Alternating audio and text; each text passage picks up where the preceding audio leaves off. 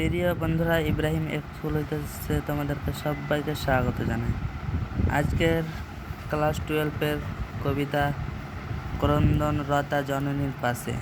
আজকে এই কবিতা নিয়ে তোমাদেরকে বলবো। ভিডিওটা দেখার আগে চ্যানেলটাকে সাবস্ক্রাইব করে বেল আইকনটাকে অন করে দেবে।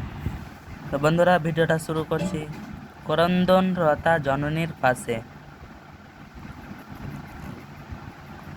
কবিতার নাম ক্রন্দনরতা জননীর পাশে। কবিতাটি লিখেছেন মৃদুল দাশগুপ্ত। মৃদুল দাশগুপ্তের লেখা কবিতার নাম কি? ক্রন্দনরতা জননীর পাশে। ক্রন্দনরতা জননীর পাশে কবিতাটি কে লিখেছেন? মৃদুল দাস। এইভাবে কোশ্চেন আসতে পারে বন্ধু। ক্রন্দনরতা মানে কান্নার কথা বলা হচ্ছে এখানে। ক্রন্দনরতা জননীর মানে মায়ের কথা বলা হচ্ছে এখানে। জননীর মানে মায়ের কান্নার কথা বলা হচ্ছে।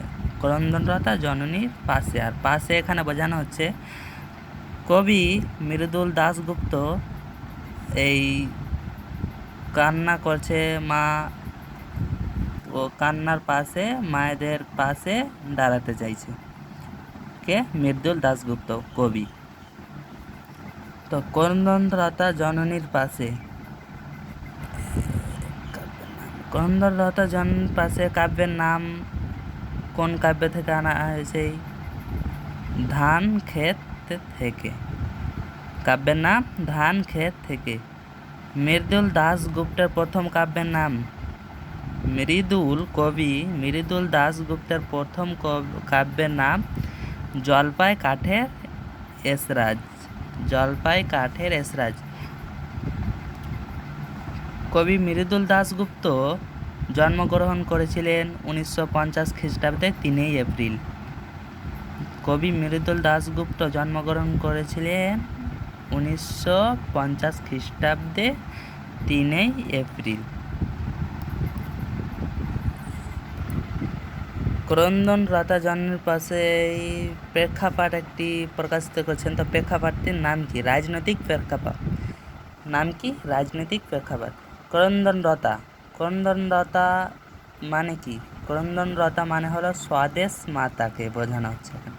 ক্রন্দনরতা মানে স্বদেশ মাতাকে, মানে স্বদেশ মাতাকে বোঝানো হচ্ছে এখানে। এই ঘটনাটি ঘটেছিল 2006 সালে পুজোর পর। ঘটনাটি কখন ঘটেছিল? 1906 সালে পুজোর পর ঘটেছিল এই ঘটনাটি। তো শুরু করছি। আশা করছি ও প্রকার কবির নাম কোথা থেকে কোন কাব্যগ্রন্থে অন্তর্গত। ক্রন্দনরতা জননীর পাশে কোন কাব্যগ্রন্থে অন্তর্গত? কাব্যের নাম কি? ধান ক্ষেত থেকে। এখানে বলা হচ্ছে কাব্যগ্রন্থের নামই হলো ধান ক্ষেত থেকে। তাও থাকবে কাব্যগ্রন্থের সাথে। ক্রন্দনরতা জননীর পাশে মৃদুল দাশগুপ্তের প্রথম কাব্যের নাম জলপাই কাঠের এসরাজ। জন্মগ্রহণ করেছিলেন কবি 1950 খ্রিস্টাব্দে 3 এপ্রিল। তার প্রেক্ষাপটটির নাম হলো রাজনৈতিক প্রেক্ষাপট। ক্রন্দনরতার শব্দটির অর্থ হলো স্বদেশ মাতাকে বোঝানো হচ্ছে এখানে। ঘটনাটি ঘটেছিল 2006 সালে পুজোর পর। ঘটনাটি কখন ঘটেছে? 2006 সালে পুজোর পর। ক্রন্দনরতা জননীর পাশে। কবিতার নাম ক্রন্দনরতা জননীর পাশে। লিখেছেন লেখক মৃদুল দাশগুপ্ত। শুরু করছি, নিচে আসা যাক। ক্রন্দনরতা জননীর পাশে এখন যদি না থাকি, কেন তবে লেখা? কেন গান গাওয়া? কেন তবে আঁকা আঁকি? কবি বলছে ক্রন্দনরতা স্বদেশ মাতা যে কান্না করছে, তাদের পাশে যদি আমি এখন না থাকি, তো কিসের আমি লেখক? কিসের আমি গান গাওয়া? কেন আমি আঁকা আঁকি? কবি কথা বলেছেন যে আমি স্বদেশ মাতার পাশে থাকতে চাই, ওদের কান্নার ভাগটা নিতে চাই। এই ঘটনা ঘটেছিল এই আমাদের হুগলি জেলায় নন্দীগ্রাম সিঙ্গুর গ্রামের মধ্যে।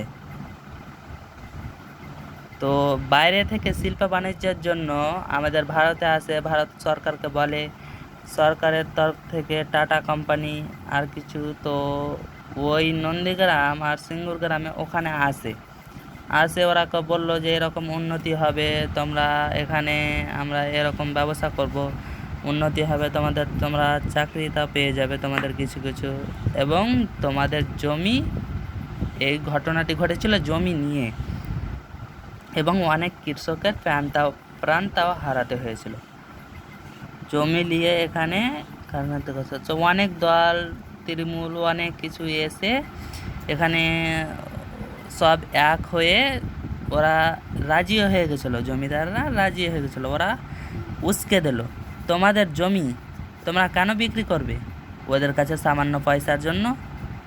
তখন কৃষকরা উল্টে দিয়ে বিরোধিতা, মারপিট, সব অনেক কিছু হয়েছিল, যে ভারতবর্ষের সরকারকে জমি দেবে না, হ্যাঁ, সরকাররা বলেছিল যে জমি আমরা কেড়ে নেব। তো এখানে কবি চারটে কথার উল্লেখ করেছে। ক্রন্দনরতা জননীর পাশে, এখন যদি না থাকি কেন তবে লেখা, কেন গান গাওয়া, কেন তবে আঁকা আঁকি, আমি যদি স্বদেশ মাতা কান্না করছে, কার ছেলে মরেছে, কার মেয়ে মরেছে যুদ্ধে, কত কান্নাকাটি, কারোর ভাই দাদা সব, সেই জন্য জননীর মারা কান্নাকাটি করছে, তাদের পাশে যদি আমি এখন না থাকি তো কখন থাকবো, কেন তবে আমি লেখক, আমি কিসের লেখক, আমি কেন গান গাবো, আমি কেন তবে আঁকা আঁকি। নিহত ভাইয়ের সব দেহে দেখে নাই যদি হয় ক্রোধ, কেন ভালোবাসা, কেন বা সমাজ, কিসের মূল্যবোধ। এখানে কবি বলছে নিহত ভাইয়ের সব দেশে থেকে, নিহত ভাইয়ের পাশে যেহেতু নিজের ভাই না হলেও,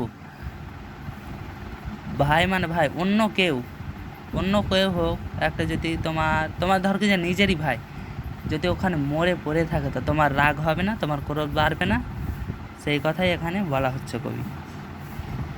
কবির রাগ হয়েছিল, কেন ভালোবাসা, কেন বা সমাজের মূল্যটা কি থাকলো, আমি যদি আমার ভাইয়ের মৃত্যুদেহ দেখে আমি যদি রাগ না হয়, ক্রোধ না হয়, আমি সমাজের কিসের মূল্যবোধ, আমি সমাজের।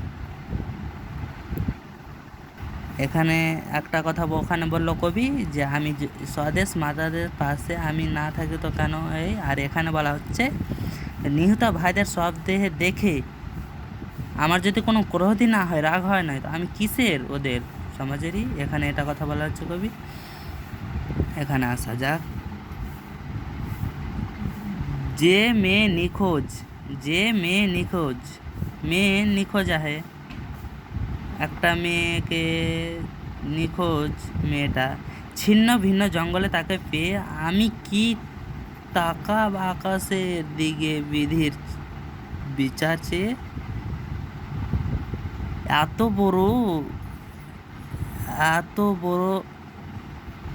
বড় দুর্ঘটনা যে ঘটে গেছে, এত বড় আকাম, একটা মেয়ে নিখোঁজ, মেয়েটাকে নিয়ে গিয়ে ওরা ধর্ষণ করে জঙ্গলে ফেলে দেওয়া হয়েছে। সেই জন্য কবি এখানে বিচার যে আমি বিধাতার কাছে আমি কি তাকাবো আকাশের দিকে বেদের বিচার চেয়ে, আমি কি করে তাকাবো, বেদের বিচার চাবো আমি কি করে, আকাশের দিকে তাকিয়ে আমি বিধির কাছে কি প্রভুর কাছে, ঈশ্বরের কাছে আমি কিসের বিচার চাইবো, আমি এর কথা এখানে বলা হয়েছে। কবি শেষ কথা কবি বলেছেন, আমি তা পারি না, যা পারি কেবল সেই কবিতায় জাগে আমার বিবেক, আমার বারুদ বিস্ফোরণের আগে। কবি এখানে বলেছে আমি তো পারি না, আমি পারি কেবল সেই কবিতায় জাগে। কবিতার কথা বলছে যে কবিতায় যে জাগাতে পারে আমার বিবেক, কবির বিবেক, আমার বারুদ বিস্ফোরণের আগে, কবির বিবেক এবং বারুদ বিস্ফোরণের আগে। বিস্ফোরণ ওই বোম টোম ফেটে যায় আর কোনো ঘর বাড়ি ভেঙে যায়, ও কথা বলা হয়েছে যে কবির ভেতরে যে আগুন জ্বলছে সেটা বিস্ফোরণের আগে, আগে মানে বিস্ফোরণ থেকেও বেশি। কবির এই আগুন কোনো জল দিয়ে কোনো কিছু দিয়ে বোঝানো যাবে না, এত আগুন জ্বলছে ক্রোধ কবির মনে, একথা বলা হয়েছে এখানে। আশা করছি বন্ধুরা ভিডিওটা তোমরা বুঝতে পারবে। তোমাদের সবার ভালোবাসা শুভেচ্ছা রইল।